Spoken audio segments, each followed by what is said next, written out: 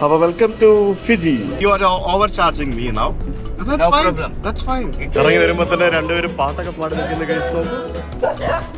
Hi. Don't bite me. Just smell, okay? Don't bite me. I'm not gonna do anything to you.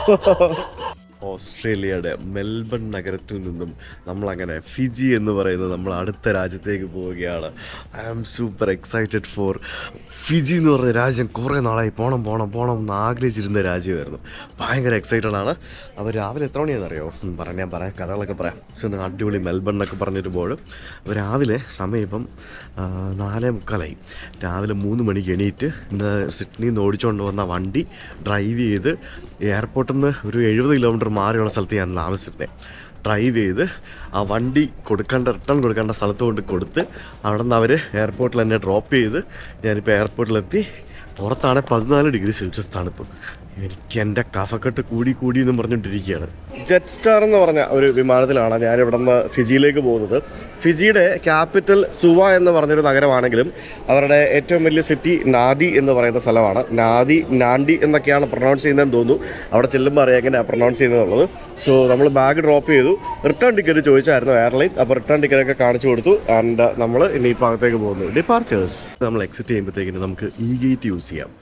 വേറെ പ്രത്യേകിച്ച് immigration counters അങ്ങനെ ഒന്നുമില്ല. ഈ ഗേറ്റിൽ പോയിട്ട് പാസ്പോർട്ട് സ്കാൻ ചെയ്യുക, ഇറങ്ങി വരിക, അത്രേ ഉള്ളൂ. That's it. സെക്യൂരിറ്റി ചെക്കിൽ ഒന്നും എടുത്ത് പുറത്ത് വയ്ക്കേണ്ട, ഒരു കുന്തം എടുത്ത് പുറത്ത് വയ്ക്കേണ്ട. Everything inside bag. രാവിലെ എണീറ്റുകൊണ്ടേ വിശക്കുന്നു. ഞാൻ ഫുഡ് കഴിച്ചിട്ട് വന്ന് വിചാരിച്ചു. നാസി കുരങ്ങ് ഗൈസ്, ഇവിടെ എൻ്റെ താഴെ കിടക്കുന്ന വണ്ടി ഏതാന്ന് നോക്കിയേ. ഉയ്യോ, എൻ്റെ ദൈവമേ, 380 എമിറേറ്റ്സിൻ്റെ. ഇവിടുന്ന് മെൽബണിന് ഡയറക്റ്റ് ഫ്ലൈറ്റ് ഉണ്ട് ദുബായിക്ക്. അത് പോകാൻ റെഡിയായി കിടക്കുകയാണ്. അതിൻ്റെ ലിവറി കണ്ടോ, മറ്റേ NBA ഇതിൻ്റെ ലിവറി. കീടുമല്ലേ, എന്ത് വലുപ്പമല്ലേ. ഈ ഓസ്ട്രേലിയ വലിയ രാജ്യമായതുകൊണ്ട് തന്നെ ഓസ്ട്രേലിയയുടെ ഒരറ്റത്തുനിന്ന് മറ്റൊരറ്റത്തേക്ക് ഡൊമസ്റ്റിക് ഫ്ലൈറ്റ് പറക്കണമെങ്കിൽ തന്നെ ഏകദേശം 6 മണിക്കൂറോളം എടുക്കും. ഇവിടെ നിന്ന് എങ്ങോട്ട് പോകണമെങ്കിലും ഓവർ ദ ഓഷ്യൻ പസഫിക്കിൻ്റെ മുകളിൽ കൂടെ പറഞ്ഞാലേ പറ്റുള്ളൂ. അപ്പോൾ ഇവിടുത്തെ വിമാനങ്ങൾ, പ്രത്യേകിച്ച് ഈ ജെറ്റ് സ്റ്റാറിൻ്റെ ഫ്ലൈറ്റ്സ് എല്ലാം എയർബസ് A321 ലോങ് റേഞ്ച് വിമാനങ്ങളാണ്. ഇവർക്ക് ലോങ് റേഞ്ച് എന്ന് പറഞ്ഞാൽ ദീർഘദൂരം കടലിന് മുകളിലൂടെ നോൺ സ്റ്റോപ്പ് പറക്കാൻ സാധിക്കുന്ന നാരോ ബോഡി വിമാനങ്ങളാണ്. എനിക്ക് ഭയങ്കര ഇഷ്ടമാണ് ഈ ജെറ്റ് സ്റ്റാർ. നല്ല ഫ്ലെക്സിബിൾ ഫെയർ ആണ്. പിന്നെ ഫുഡ് മാത്രം കൊള്ളൂല. ഫുഡ് നമ്മുടെ ഇന്ത്യയൊക്കെ പോലെ തന്നെയാണ്, ബാക്കിയുള്ള അടിപൊളിയാണ്.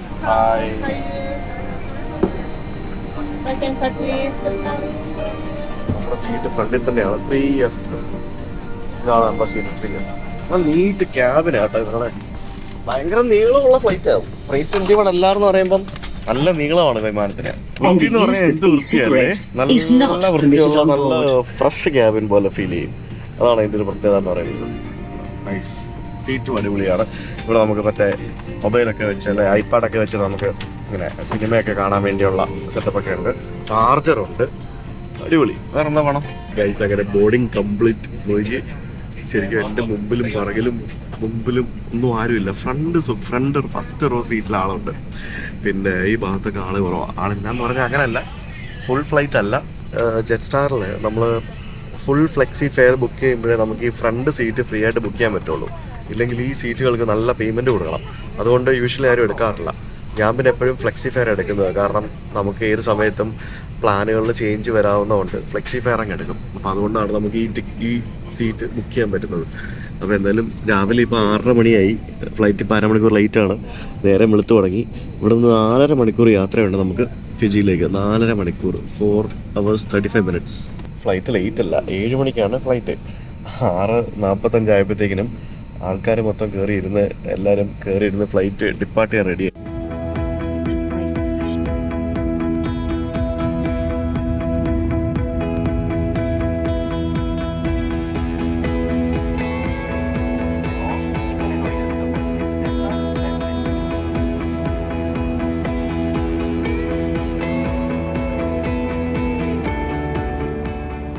ഞാനിവിടെ ഫിജിനെ പറ്റി പഠിച്ചുകൊണ്ടിരിക്കുകയാണ്.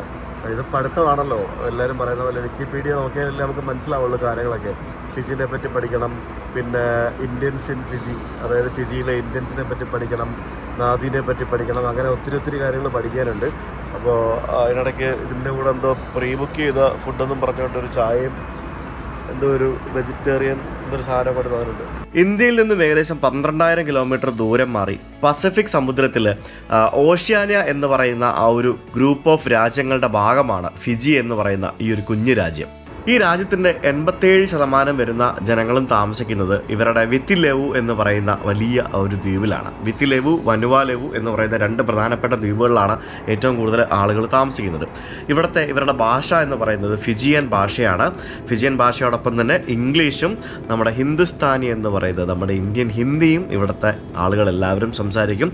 ഓൾമോസ്റ്റ് എല്ലാ ആൾക്കാരും ഇംഗ്ലീഷ് സംസാരിക്കും. പിന്നെ ഭൂരിഭാഗം ആളുകളും ഹിന്ദി സംസാരിക്കും. അതുകൊണ്ട് നമുക്ക് എവിടെ പോയാലും ഹിന്ദി അറിയാമെന്നുണ്ടെങ്കിൽ നമുക്ക് പിടിച്ചു നിൽക്കാൻ പറ്റുന്ന ഒരു രാജ്യത്തേക്കാണ് നമ്മളിപ്പോൾ പോയിക്കൊണ്ടിരിക്കുന്നത്. ഇവിടുത്തെ 57% വരുന്ന ആളുകളും ഇവിടുത്തെ ഇൻഡിജിനസ് ആയിട്ടുള്ള ഫിജിയൻ വിഭാഗത്തിൽപ്പെട്ട ആൾക്കാരാണ്.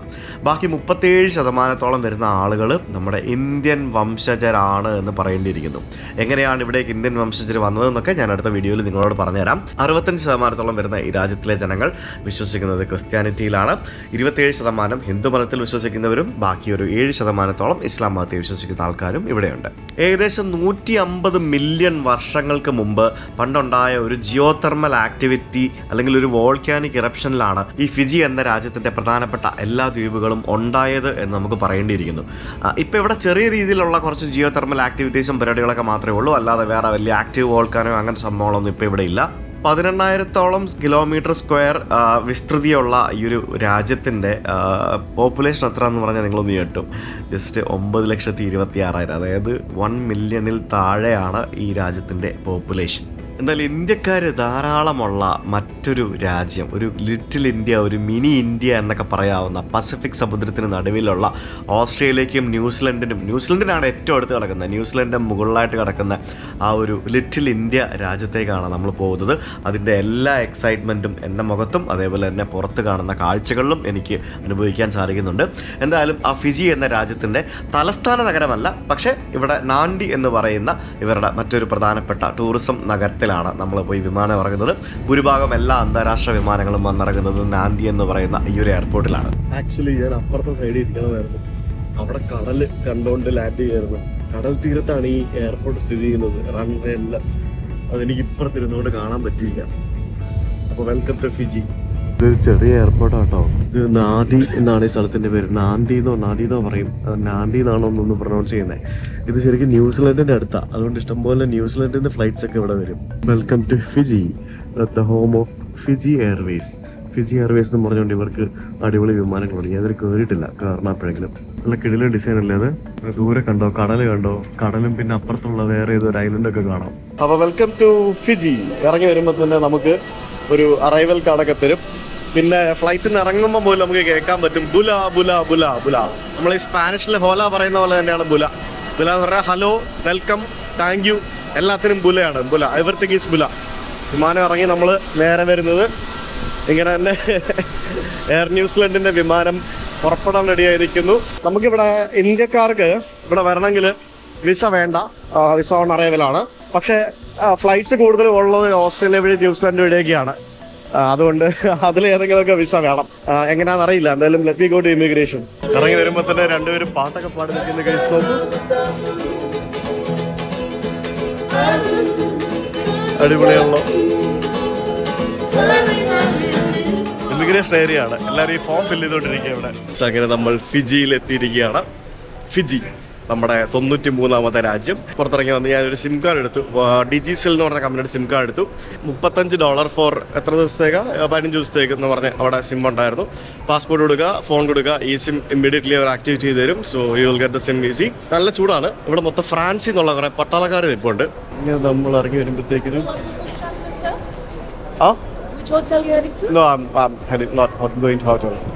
ഹോട്ടലിൻ്റെ ആൾക്കാരാണ് അവരവിടെ നിൽക്കുന്നത്. ഇവിടെ ഇത് മഞ്ഞ ടാക്സിയൊക്കെ ഇവിടെ കിടപ്പുണ്ട്. ഞാൻ പൈസ ഒന്നും മാറിയിട്ടില്ല. നമുക്ക് എങ്ങനെ പരിപാടി നോക്കാം. ഇവിടെ കുറേ ഹോട്ടലിൻ്റെ ആൾക്കാർ, ഇവിടെ ഇഷ്ടംപോലെ റിസോർട്ടുകളൊക്കെയാണ്. എനിക്ക് റോസി ഹോളിഡേയ്സ്, റോസി ഹോളിഡേയ്സ് എന്നൊക്കെ പറഞ്ഞിട്ട് കുറേ ഹോളിഡേയ്സ്, കുറേ ആൾക്കാർ വന്നിരിക്കുന്നത്. ഫിജി എയർവേസിൻ്റെ ഓഫീസ്. ഒരു ചെറിയ എയർപോർട്ടാണുള്ളത്. ഇതെന്താണ് ഈ പട്ടാളക്കാർ? പട്ടാളക്കാരെവിടെ നിന്ന്, ഫ്രാൻസിൽ നിന്ന് വന്ന പട്ടാളക്കാരോ അങ്ങനെ എന്തൊക്കെ സംഭവങ്ങളൊക്കെ ഉണ്ട്. അപ്പോൾ നമുക്ക് ഇവിടെ നിന്നൊരു ടാക്സി എടുത്തിട്ട് we go to some places. എവിടെ പോകണം എന്ന് ചോദിച്ചു കഴിഞ്ഞാൽ സം പ്ലേസ് അല്ലല്ലോ, നമുക്ക് ഇവിടെ നമ്മുടെ റൂമിൽ പോകണം ഗൈസ്. റൂം ഇവർ ടാക്സിക്കാരൊക്കെ എല്ലാം പുറത്ത് നിൽക്കുകയാണല്ലോ. അങ്ങനെ പരിപാടി. ഇവരാരും നമ്മുടെ അടുത്ത് വരുന്നില്ലല്ലോ. ഇതെന്താ ആരും ടാക്സിക്കാരും നമ്മുടെ അടുത്ത് വരാതെ? സാറ് നമ്മുടെ അടുത്ത് വരണ്ടല്ലേ? Hi taxi. Friend. Okay. Do they accept card? Okay, fine. Thank you. Nearby Khalil Street. Just want to go to the city. Yes. Huh? Okay. എങ്ങനെയാണ് പരിപാടി? മഞ്ഞ ടാക്സി ഉണ്ട്, കാർ എടുക്കുമെന്നൊക്കെയാണ് പറയുന്നത്. നേരത്തില്ല, നമ്മൾ നോക്കാം എങ്ങനെ പരിപാടി എന്നുള്ളത്. Let's see how it goes. ആരും വരുന്നില്ലല്ലോ. Okay, so I should take a cash from here, right? Yes. Okay, fine. Okay, thank you. Okay. അപ്പോൾ ക്യാഷ് ഇവിടെ നിന്ന് മാറേണ്ടി വരും. 50, 100 കാശുകാരനായി ഗൈസ്. US ഡോളർ ഉണ്ടായിരുന്ന കൊടുത്ത് ഫിജി ഡോളർ വാങ്ങിച്ചു. മറ്റേ പ്ലാസ്റ്റിക് പേപ്പർ കറൻസിയാണ്. Nadi airport. Hi. Khalil street. Khalil street. Yes, Khalil street. ഒന്ന് ചേട്ടനോട് മുമ്പിൽ സംസാരിക്കാം. Yeah, we don't ask how much you give them the rooms or breakfast, how much, or a bottle of water, how much you sell. I don't ask them any time. Who are there to tell our taxi fare? Okay, then We are the drivers. I'm so working for it. you are actually fixing your rate. Yeah. So there is no proper government rate for taxi. So how many kilometers and how many? What is the fare? I'm not arguing with you, sir. No, I'm Like not. the usual rate is like $10 to $15. You asked me $20. I said okay, fine, $20. Okay, let's go. No. Like they are telling you, the other people also in airport, they tell you the taxi fare. But we don't ask them what is the exchange rate of you are giving, or you are taking this much, ripping off him, or this. No. We don't ask the hotel what is your room. It's okay, no problem. I'm not here to argue with you. No, I'm not arguing with that. Yeah. But why they interfering with other business? Because you are overcharging me now. You're charging $20 now. It's not overcharging. That's fine. That is the reason these online taxis are getting, good customers everywhere and all those things. It's okay.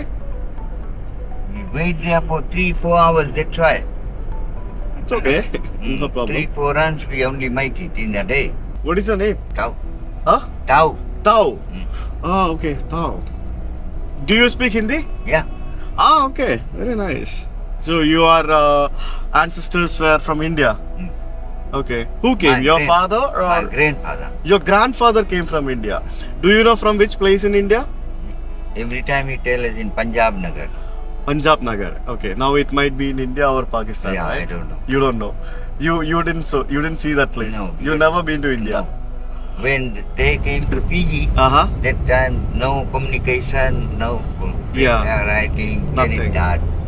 Okay. Do you know in which year your grandfather came to Fiji? In 18. Oh, 18. Yeah. So he is one among the first set of people who came here, right? Yeah.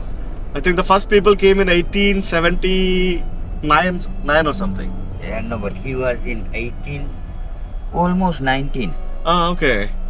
Maybe at the end of 18. 18, Okay. 19, Oh, that's nice. 98 or what? I'm from India. Oh, I'm coming from India. I live in India. I'm from Kerala, South. Kerala, many hospitals there. Here No, in Kerala. in Kerala. People from Fiji go to Kerala. Really? Yeah. For hospitals? for hospital. Oh yeah, because our hospital is really good. Our doctors are really good. Our hospitals are really good. Yeah, many people from Maldives, UAE, Saudi, all they comes to Kerala for treatment. Yeah. So this Nadi is you can see a lot of Indo-Fiji people, right? Yeah. You say Indo-Fijian, right? But now we are called Fijians. Now you are Fijians. Yeah. Okay. So previously there was a lot of dispute. Yeah. Indo-Fijians, Fiji Indians. Okay, that's nice. Now you are Fijians. Yeah. Okay, very good. Okay. So, how about the other people? They also speak Hindi? Yeah. The other Fijians, which are not Indians, Yeah. they speak Hindi Some also. of them they speak very good Hindi. Okay. So which all languages you can speak? Hindi? Hindi, English and Fijian. Fijian. Okay. That's nice. Okay. And I see that I heard that a lot of people from South India are here. Yeah, They are from Tamil, I guess, right? yeah. So do they speak Tamil as well? Before they were speaking, but young generation They are don't. not speaking. Okay, understand. But some old people they still speak. Okay. How old are you? I am 58. 58. Yeah. Okay. Have you ever thought about your relatives? I mean, the previous generation. Have you ever tried to contact them? Anyone? No, No. because 100 years, 150 years ago. Yeah, 150 years Yeah. ago. Okay. So very hard. Yeah. Even my grandfather was in Fiji. He tried, but no communication, No communication. No. Nothing. Okay. address, nothing. Because Okay. British bring them, but they make fool. Yeah. That you go, you will get a very good job, very good money, all these things. Yeah. But they don't know as soon as they get in the boat, they are slaves. Yeah. That's sad. The same thing they did in many countries. Yeah. You know, I've been to Caribbean countries. You know, Trinidad and Tobago, Guyana, Suriname. Mm. You can see a lot of Indian people there. So they all took them in the same way. Mm. And do you have OCI card or something? Like, is India giving any kind of OCI card for people here? No. No. You can go to India. Yeah, we can go. Visa. Okay, but you need to take visa. We need a visa. Okay. But British made it fool. Then when they left, they just left it behind. Yeah, the same thing they did in India Yeah. also. They Still till now they haven't got the rights, Indians. okay, here. Yeah, the lands are belongs to the Fijians. Yeah, of course, the land is Fijians, and they consider always, Yeah. they always consider Indians as migrants. Yeah. The second generation people. I mean, the second, what do you call? The second class people, right? Yeah, that's true. That happens. The same thing they did in India, man. Like India, they divided with Pakistan, and we are still fighting in India with Pakistan. For the Kashmir and the border disputes and all those things. Yeah. So the British people, they did a lot of things like this everywhere. Crazy. I don't know whether they are giving it for, secretly or anything, but it's okay. Not they should have put the board here. It's a house, right? It's an Airbnb, right? So I don't think they are putting the board. No, they must put the board. Easy for us to find. So how much should I pay if I want to get into a local taxi here? Local taxi will be about $10. Minimum? Yeah. Is that the minimum charge? No, $15. Yeah. 10 is the minimum charge, right? Okay. Nice to meet you, and come to India one day. Maybe. You should go to India But one my day. family, I haven't got the families there. Yeah, you should go to India Have to one look day. the B&B. Yeah. Okay, see you. Yeah. പാവാ ചേട്ടൻ എൻ്റെ $20 വാങ്ങിച്ചു. ശരിക്കും $10 maximum $15 കൊടുത്താൽ മതി എന്ന് എന്നോട് ഇവർ പറഞ്ഞായിരുന്നു, എൻ്റെ വീട്ടിലെ ആൾക്കാർ, എയർബിഎൻബിയുടെ ആൾക്കാർ. ഞാൻ ചേട്ടനോട് ചോദിച്ചത്, പിന്നെ വെറുതെ വഴക്കുണ്ടാക്കണ്ടെന്ന് എഴുതി. പിന്നെ ഞാൻ അയാളോട് സംസാരിച്ചത്, കാരണം നമ്മളൊരാളോട് വഴക്കുണ്ടാക്കാൻ പോയി കഴിഞ്ഞാൽ പിന്നെ ഫസ്റ്റ് ഇംപ്രഷൻ നമ്മുടെയൊക്കെ പോയി കിട്ടും ആ രാജ്യത്തിൻ്റെ. അപ്പോൾ അവിടെ കുറേ പട്ടികൾ വരുന്നതാണ് എൻ്റെ അടുത്തോട്ട്. Hi hi, don't bite me. Okay, don't bite me. എന്നെ കുറേ പട്ടികൾ വന്ന് കൂടിയിട്ടുണ്ട്. Just smell, okay? Don't bite me. I'm not gonna do anything to you. Yeah. 3 പട്ടികൾ വന്ന് കൂടിയിട്ടുണ്ട്. മറുത്ത് സ്മെല്ല് ചെയ്യാണ്. Okay? Everything good? All good? All good? Okay? All good? Can I go now? പോകട്ടെ? Okay, come, let's go. I've actually read the description on your profile. Yeah, so that's why I was standing there. Okay, you said right, like they don't bite, they'll just come and smell. Yeah, that's it. Okay, they are friendly. It's okay. Sorry about that. Yeah, it's okay, fine. It's okay. What's your name? Tasneem. Tasneem. Okay, nice to meet you. Is this the entrance to the house? The apartment has its own private entrance, but this is also the entrance here. Okay, fine. There's 2 lights here. If you that's the apartment, don't mind this thing. This is supposed to be for the porch in that room, your apartment room. And this light, if you go somewhere and it's dark, just remember this too, eh? Okay, so you're also staying here? Yeah, my kids are grown up, all going. I'm very, very young, so they all doctor, lawyer, whatever. I'm PhD final year, so. Okay. studying. Are you also Indian? Yeah, I'm Oh, Indian. okay. I'm a Fiji. Fiji Indian. So where is your roots from? Yeah? Where is your roots from? Which part of India? I'm the fifth generation here, but my grandmother was Nepali. The Oh. aunties all Chinese. Yeah, that time India was not there, so you don't know. And my grandfather was from Hyderabad. Hyderabad. Okay. And another grandfather, the paternal grandfather was from UP. Okay. So are you on fasting now? Yeah, I'm fasting. Okay. Thanks. Sujit. Sujit, yeah. This is your thing, Sujit, here. Well, this part, the cold, what you are coming from. Okay. So that is my entrance, right? And you can use this one too. I have other flats, like this one master bedroom also I rent out. I have 3 on top also. Sometimes I have my Kiriba, Samu, Solomon friends. The whole house is empty, my kids gone. So and then another 2 apartments that side. So Okay. my guests use that lounge and the TV. This is the key. ഇതാണ് എൻ്റെ മുറി 2 ദിവസത്തേക്ക് ഇവർ charge ചെയ്തത് ഏതാണ്ട് 12,000 രൂപയാണ്. ഈ ഒരു മുറിക്ക് വലിയ മുറിയാണ്, സൗകര്യമുണ്ട്. ഒരു വലിയൊരു വീട്ടിൽ അവരൊറ്റയ്ക്കാണ് ആ സ്ത്രീ താമസിക്കുന്നത്. അവരുടെ റൂട്ട്സ് എവിടെ നിന്നാണെന്ന് അവർക്ക് തന്നെ അറിയത്തില്ല. അപ്പോൾ ഇവിടെ പല ആൾക്കാർക്കും അങ്ങനെ വലിയ ഐഡിയ ഒന്നുമില്ല അവരുടെ റൂട്ട്സ് എവിടെ നിന്നാണെന്നുള്ളത്. അപ്പോൾ എനിക്കിവിടെ എന്തൊക്കെയാണെന്ന് ചോദിച്ചു കഴിഞ്ഞാൽ വലിയൊരു കട്ടിലുണ്ട്, പിന്നെ ഇവിടെ ഒരു ഓവനുണ്ട്, പാചകം ചെയ്യാം, ഒരു ഫ്രിഡ്ജുണ്ട്, പിന്നെ സ്റ്റൗവും കാര്യങ്ങളൊക്കെ ഉണ്ട്. പിന്നെ ദിസ് ഈസ് ദ ബാത്റൂം എവിടെ? My god, this is the bathroom. ഇന്ത്യക്കാരാണെങ്കിൽ ഇവർ ടിഷ്യൂ പേപ്പറാട്ടോ യൂസ് ചെയ്യുന്നത്. ഇവിടെ ഫിജിയിൽ നമുക്ക് എല്ലാ ടൈപ്പ് താമസ സൗകര്യങ്ങളും കിട്ടും. ബഡ്ജറ്റ് അക്കോമഡേഷൻ കിട്ടും, ഹോസ്റ്റൽസ് കിട്ടും, റിസോർട്ടുകൾ കിട്ടും, വലിയ എക്സ്ട്രീം ലക്ഷറി റിസോർട്ടുകൾ കിട്ടും. ഇവിടെ ഏറ്റവും കൂടുതൽ ആൾക്കാർ വരുന്നത് ശരിക്കും പറഞ്ഞു കഴിഞ്ഞാൽ ഓസ്ട്രേലിയ, ന്യൂസിലൻഡ്, അമേരിക്ക ഈ 3 രാജ്യങ്ങളിൽ നിന്നാണ് ഏറ്റവും കൂടുതൽ ആൾക്കാർ ഇവിടെ വരുന്നത്. അതിൽ ഏറ്റവും കൂടുതൽ ഫേമസ് ആയിട്ടുള്ളത് ഹണിമൂൺ ഡെസ്റ്റിനേഷനാണ് ഫിജി എന്ന് പറയുന്നത്. ഭയങ്കര നല്ല ഭംഗിയുള്ള റിസോർട്ടുകൾ, കടലുകൾ, കോറൽസ്, അങ്ങനെ ഭയങ്കര ഭംഗിയുള്ള സ്ഥലങ്ങളൊക്കെ ഉണ്ട്. നമ്മൾ വേറൊരു രീതിയിലുള്ള ഒരു ട്രാവലാണ്, വേറൊരു രീതിയിലുള്ള എക്സ്പ്ലോറേഷനാണ് നമ്മൾ ഉദ്ദേശിക്കുന്നത്. എന്തായാലും നല്ല വിശപ്പുണ്ട്. ഇപ്പോൾ 2 മണിയായി. ഇവിടെ ഓസ്ട്രേലിയൻ സമയത്തെക്കാട്ടി 1 മണിക്കൂർ മുന്നെയാണ്. ഇവിടെ ഇപ്പോൾ 2 മണി, ഇവിടെ ഉച്ചയ്ക്ക് 2 മണി എന്ന് പറയുമ്പം നാട്ടിലിപ്പോൾ രാവിലെ 7:30 മണി. അത്ര വ്യത്യാസമുണ്ട് സമയം. എൻ്റെ വീട് കണ്ടില്ലേ, ആ വീടിൻ്റെ ബാക്ക് സൈഡാണ്. അതായത് ഞാൻ റൂമിൽ നിന്ന് പുറത്തിറങ്ങി നമുക്കൊന്ന് പുറത്ത് പോകാൻ വേണ്ടി ഇറങ്ങിയാണ്. അപ്പുറത്തൊക്കെ ഇതുപോലെ കുഞ്ഞു വീടുകളൊക്കെ ഉണ്ട്. അപ്പോൾ ഇതെന്ത് സംഭവം അടച്ചിട്ട് ചാടിക്കടക്കാം. ഇതിനപ്പുറം ചാടിക്കടന്നവരാണ് ഈ KK Joseph. Okay, let's go. ഇതൊരു ഗംഭീര വീട് കേട്ടോ. പുള്ളിക്കാർ ഇവിടെ ഒറ്റയ്ക്ക് താമസിക്കുന്നത്. അവരുടെ മക്കളൊക്കെ വേറെ കണ്ടാണ്. അവർ UN സ്റ്റാഫാണ്, ഒരു PhD ആണ് എന്നൊക്കെ ഇങ്ങനെ എന്നോട് കുറേ കാര്യങ്ങളൊക്കെ പറയുന്നുണ്ടായിരുന്നു. എന്തോ ഇത്, ഈ വീടൊരു ഭ്രാന്താലയമാണ് ഗൈസ്. പക്ഷേ എൻ്റെ അമ്മ, ഇവർക്ക് ഇഷ്ടംപോലെ വണ്ടിയൊക്കെ ഉണ്ട് കേട്ടോ. ഇവരെനിക്ക് വണ്ടി റെൻറ്റിന് തരാമെന്നൊക്കെ പറഞ്ഞു. പക്ഷേ ഇവരുടെ ഞാൻ വണ്ടി റെൻറ്റിന് എടുത്ത് കഴിഞ്ഞാൽ പണിയാണ്. അയ്യോ, ഇതെന്തത്? എൻ്റെ അമ്മ ഇപ്പം ഞാൻ ചവിട്ടി വരുന്നത് എന്തൊരു ഇത് തവള. ഇവിടെ മൊത്തം തവള ഗൈസ്. ഞാൻ വേറെ ആരുമല്ല, ഞാനാണ്.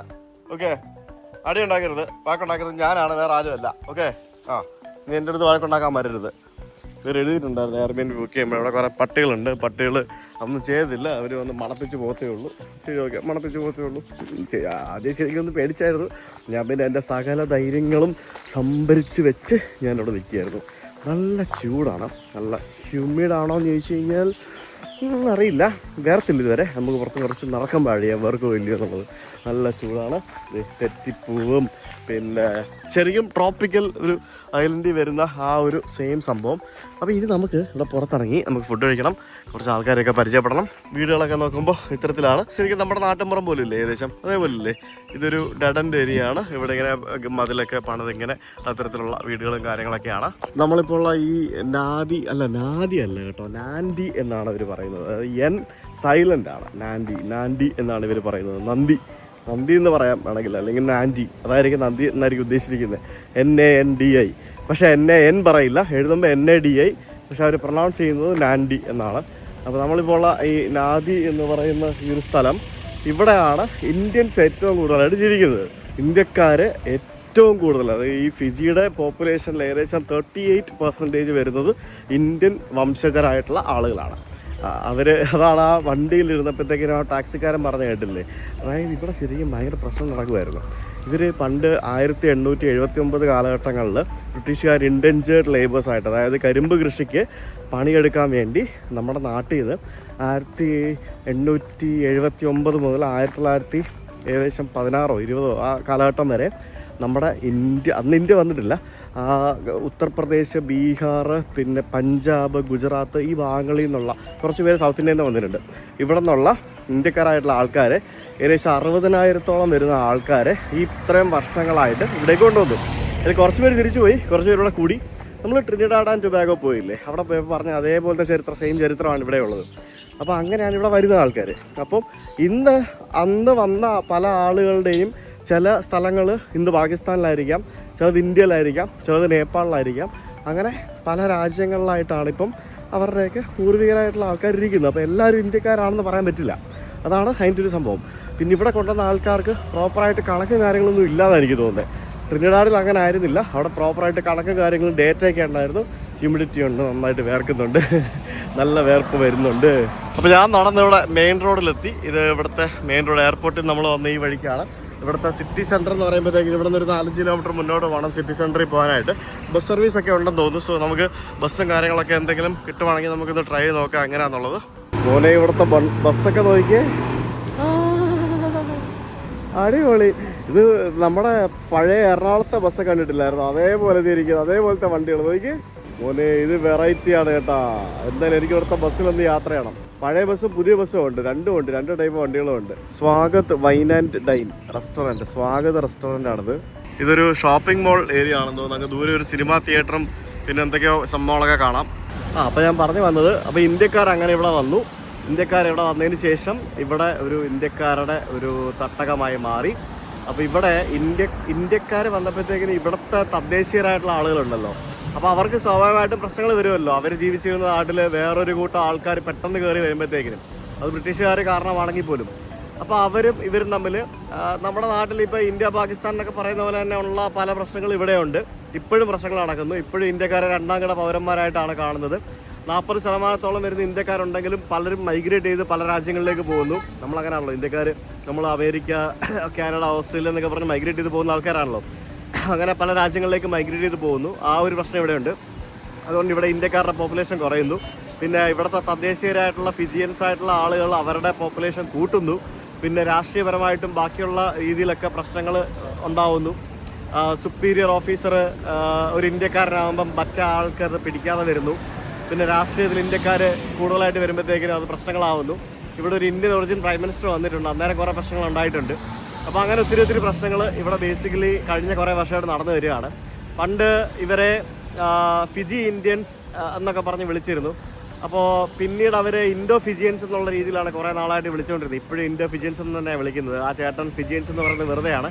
ഇപ്പോഴും ഇൻഡോ ഫിജിയൻസ് എന്നാണ് ഇവിടുത്തെ ഇന്ത്യക്കാരായിട്ടുള്ള ആൾക്കാരെ വിളിക്കുന്നത്. ഇപ്പോഴും പ്രോപ്പറായിട്ട് ഫിജിയൻസ് എന്ന് പറയാനായിട്ടായിട്ടില്ല. ഫിജിയൻസ് ആണ് അവരും ഇവരും എല്ലാം ഫിജിയൻസ് ആണ് എന്ന് 5 തലമുറയായിട്ടും ഇവിടെ ഇന്ത്യക്കാർ ജീവിക്കുന്നതായിട്ട് ഇത്രയും വർഷമായിട്ടും അവർ ഇന്ത്യക്കാരാ പ്രോപ്പറായിട്ട് അവർക്കത് അക്സെപ്റ്റ് ചെയ്യാൻ പറ്റിയിട്ടില്ല. അതങ്ങനെയാണ്. നമ്മളിപ്പോൾ അമേരിക്കയിൽ പോയി അമേരിക്കൻ പാസ്പോർട്ട് എടുത്തു കഴിഞ്ഞാൽ ഞാൻ അമേരിക്കനാണെന്ന് പറയാൻ പറ്റുമോ? ഞാൻ പറയും, പക്ഷേ അവിടുത്തെ ആരും വിളിക്കുമോ? ഇല്ലല്ലോ, അവിടുത്തെ ആരും ഇന്ത്യക്കാരനല്ലേ പറയുള്ളൂ. അതേപോലെ UK പോയിട്ട് UK പാസ്പോർട്ട് എടുത്തെന്ന് പറഞ്ഞാൽ ഞാൻ ബ്രിട്ടീഷാണെന്ന് പറയാൻ പറ്റുമോ? നീ ബ്രിട്ടീഷാണെന്ന് നീ പറയത്തേ ഉള്ളൂ. നിനക്ക് പാസ്പോർട്ട് ഉണ്ടെന്ന് പറഞ്ഞിട്ട് നീ ബ്രിട്ടീഷ് അല്ല, നീ ഇന്ത്യൻ ഒറിജിൻ ബ്രിട്ടീഷാണ്. അതാണ് അവസ്ഥ. അപ്പോൾ അതേ അവസ്ഥ ഇവിടെയുണ്ട്. അപ്പോൾ ഇത്രയും വർഷമായി ഇത്രയും ആൾക്കാരായിട്ട് ഇവിടെ ജീവിച്ചിട്ടും ഇതുപോലുള്ള പ്രശ്നങ്ങൾ ഈ നാട്ടിലുണ്ട്. ഇനി അങ്ങോട്ട് മൈഗ്രേറ്റ് ചെയ്യുന്ന എല്ലാ ആൾക്കാരും എത്ര തലമുറ പിന്നിട്ട് പോയാലും നീ എന്നും എവിടെ പോയാലും ഇന്ത്യനാണ് എന്നുള്ളൊരു ചിന്ത നിൻ്റെ ഉള്ളിൽ അപകർഷതാ ബോധവും പേറി ജീവിക്കേണ്ടി വരും എന്നുള്ളത് പല നാടുകളും യാത്ര ചെയ്യുമ്പോൾ കാണുന്നൊരു കാഴ്ചയാണ്. സിമ്പിൾ.